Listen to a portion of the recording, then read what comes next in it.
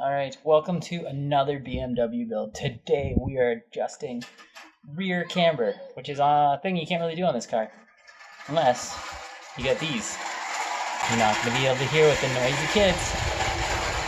That's my kids.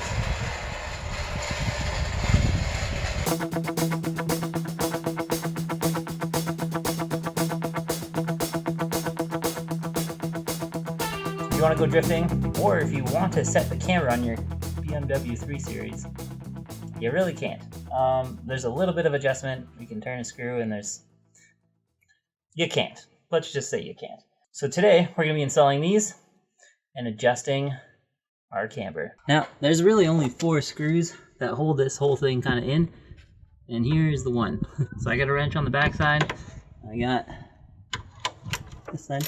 I did loosen this a little bit before we started, so if yours is not that loose, no, you have some fighting to do. Now, granted, your car probably won't be as rusty as mine, because I believe this is the rustiest BMW on YouTube. There's that washer thing that I was talking about for adjusting. So depending on like how you spin this, you can get a little bit of adjustment on here, but not very much. Everything is so ghetto back here. Oh, come on. The rust is real. Wow, those kids are so loud. Never have kids. That's the moral of the story. Oh, I want this out for the shot. This is the next bolt right here. It is an 18 mil still. I'm gonna try this side first just because I'm gonna be able to get to it. Whereas with the other side, I don't know. So we're gonna put some force on this thing. I'm gonna have to get that one out.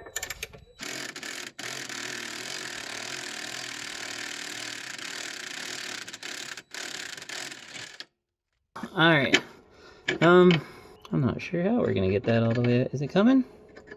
Oh, it is coming. It is spreading itself out. Nothing like watching a bolt come out. That's exciting. And just enough space to get past the drive shaft. Thank you, BMW, for not having an oversight on it. Okay, so this side is theoretically loose. This thing is in there.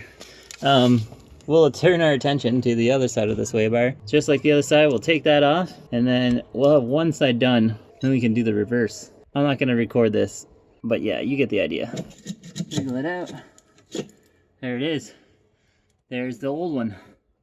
She's pretty fucked. It's pretty bad. It's pretty worn out. So I'm glad we're replacing it with the new shiny one. Before we get to putting the new one on, old one, I'm gonna measure them out. So there's the old one. Here's the new one. I know that the new one needs to be shorter by a bit to adjust the camber. Now that's probably too much. So what I'm gonna do is spin this one out a little bit so that it's closer in length. And I'll spin both sides so that I kind of have equal play on both ends here, not just the one end. And now that's just a tad bit shorter than the old one, which is about where we're gonna want to start. And then from there, once we have them installed in the car, we can adjust. And I'll show you how to do the camber adjustment in a second. But for now, reverse, put these back up in, bolt it in place. That goes in there. This goes on here like this. I'm gonna drop, oh, it's raining good. Yes, I can. Got this washer to go on there like that, and then this. Now, I'm just gonna leave that finger tight for now. Remember, I gotta put it on proper tight. This is too long. I'm gonna run it shorter. Oh wow, this is gonna be boring to watch. Listen to my commentary is not so bad, I suppose. What? Bro, what are you talking about, man? Alright, I got one on there. Passenger side one on. It's starting to rain, so I'm gonna pick this up tomorrow, probably with a new shirt. Alright, now that we got our rear end sway bars in place, it's a matter of adjusting them. So I know that these need to go shorter. We give that a twist there, and then there's lock bolts here on either side. Once you sort of have it in place, you can spin these up to meet. But for now, we'll say those are Alright, we're gonna put the wheels back on the car, put it on the ground, and then we'll check the alignment. We'll do this DIY way from there. So we're using this really scientific method where we put a 90-degree square up against the ground, which we hope assumes a level, and then we put it on top of the bottom, and then I'm just measuring the distance, how much the rim is off, and the bottom. So as you can see down there, the bottom needs to come out a lot more than the top. That being said, we just put the car down, and I know it's not in its actual proper space, so we actually just have to like move the car like a little bit forward and back and forth so that the suspension evens out, and then we'll take our measurement again. Okay, so I got the square on there. As you can see, we are nice and flat on the ground. And I measure on the bottom, 1.65 millimeters. And then if I go up to the very top of the rim, 8.42 millimeters. So we need to move the tire a bit more this way, which means tightening up on the bottom. The other side is actually almost perfect now. So we're gonna jack the car up. I don't think I'll need to take the wheels off, which is nice. And we'll move the bars again. You can see as I turn it, pulling it in closer, adjusting the geometry. The other side a little bit. Okay, that one's fully tight. Top.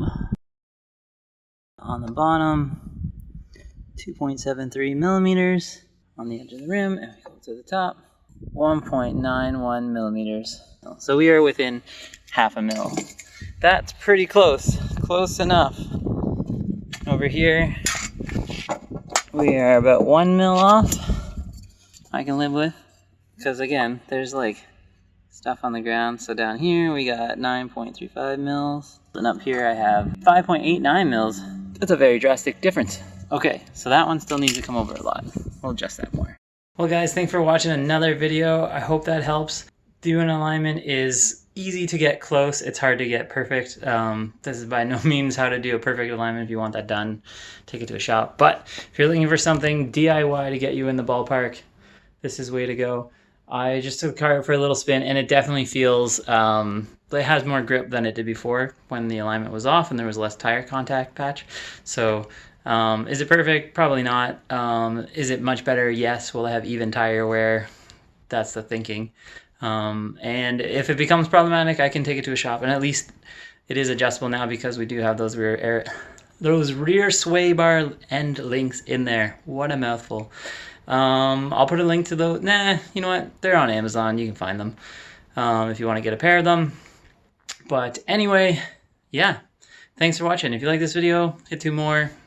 After that, hit the subscribe. Anyway, thanks. I will see you next time. Did you know you can get Octane Monkey gear at octanemonkey.com? That's right. We got shirts, hats, stickers, even car parts. If you like this video, hit that like button. And if you want to see more, hit that subscribe button.